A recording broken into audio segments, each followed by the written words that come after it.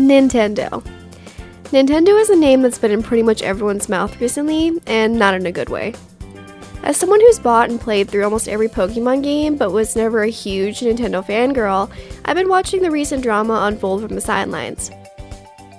From patents, lawsuits, and the charging of software to unlock the full functionality of hardware, Nintendo seems determined to alienate everyone, including their own fanbase. Today I want to talk about Nintendo from the perspective of someone without rose-colored glasses, someone who's moved primarily to PC and handheld PC gaming with devices like the Steam Deck and the Legion Go. Because here's the thing, we have options now. Let's rewind a bit. Nintendo used to be a name that people would think of with excitement or nostalgia. I remember when the Wii came out, almost everyone I knew had one simply because it was just so different, so unique. Every Nintendo console had some sort of gimmick, but that's what made them stand out.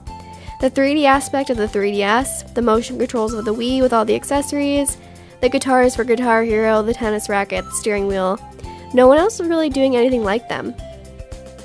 I usually had whatever handheld was current to play the newest Pokemon, but Nintendo was never really my main thing, and that's kind of where my relationship with them stayed, until the cracks started to show.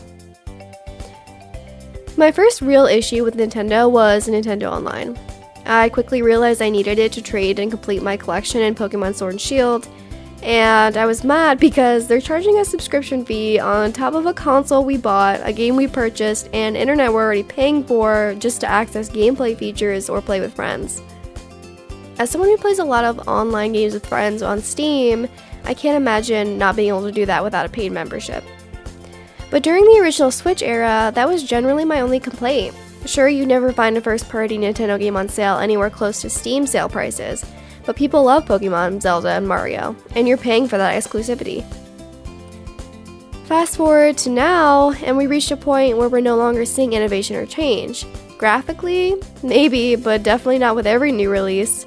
And don't even get me started on the glitches that we've seen. I can only speak to Pokemon specifically, but I'm tired. I'm tired of the formula we've had for years. Not only has it gotten repetitive, but it seems like they refuse to take any player feedback or suggestions. That old formula just hasn't scaled well with the over 1,000 Pokemon we have now. The exception was Pokemon Legends Arceus. I loved that game. I 100%ed everything and I never got tired of it. Was it perfect? No, but it did something new. That's why I was excited for Legends ZA, and then I saw the trailer. I'm personally pretty disappointed with what's been shown, not to mention their choice to showcase the DLC for the unreleased game. This just doesn't look like a $70 game to me. In my opinion, it barely looks like a $40 game. Nintendo has shown us one thing very clearly. Anything they can monetize, they will. They continue to prove that money matters above all else, and it feels like a constant test to see how far they can push consumers and how much they can get them to pay. And people pay it. At this point, consumers are basically paying an upcharge just for the Nintendo brand, and Nintendo is weaponizing that brand loyalty and your childhood nostalgia to cover what I would consider anti-consumer practices. I also think it's a little ridiculous that if you own a game and own an upgraded console, you have to pay to upgrade that game's graphics. I know not every game does this, but come on.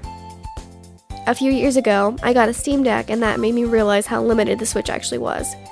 My point is, we have options now. Different portable gaming devices, different creature collectors, different farming games, different fighting and racing games. We have Pal World, the upcoming Animo, Sonic Racing, Digimon, the list goes on. But that's where Nintendo really shows their true colors.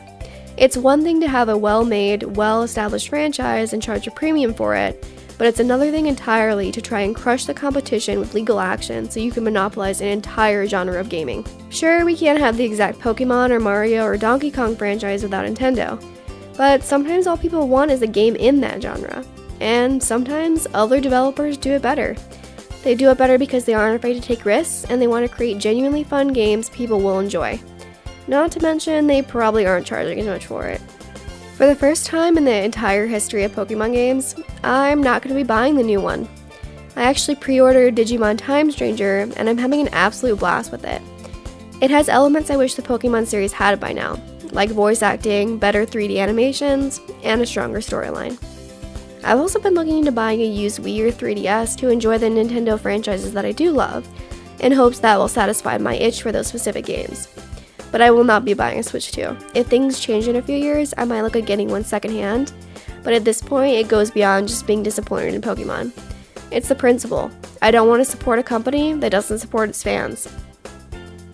Nintendo does make some great games. I'm not trying to say otherwise. But their business practices seem to be getting increasingly unethical. They're pushing people towards their competitors instead of giving fans a reason to stay. And sadly, I don't see this getting better anytime soon. But I am glad so many people are speaking up about it. Fans will always want the new Donkey Kong, or kids will always ask their parents for the new Mario or Pokemon game. But there might be hope in all these competitors, if Nintendo doesn't sue them first. If you're a die-hard Nintendo fan, I'd love to hear what you've been thinking about the company recently, or if you bought and are enjoying the Switch 2. If you like this video, feel free to subscribe for more gaming reflections, reviews, and recommendations. Thanks for watching.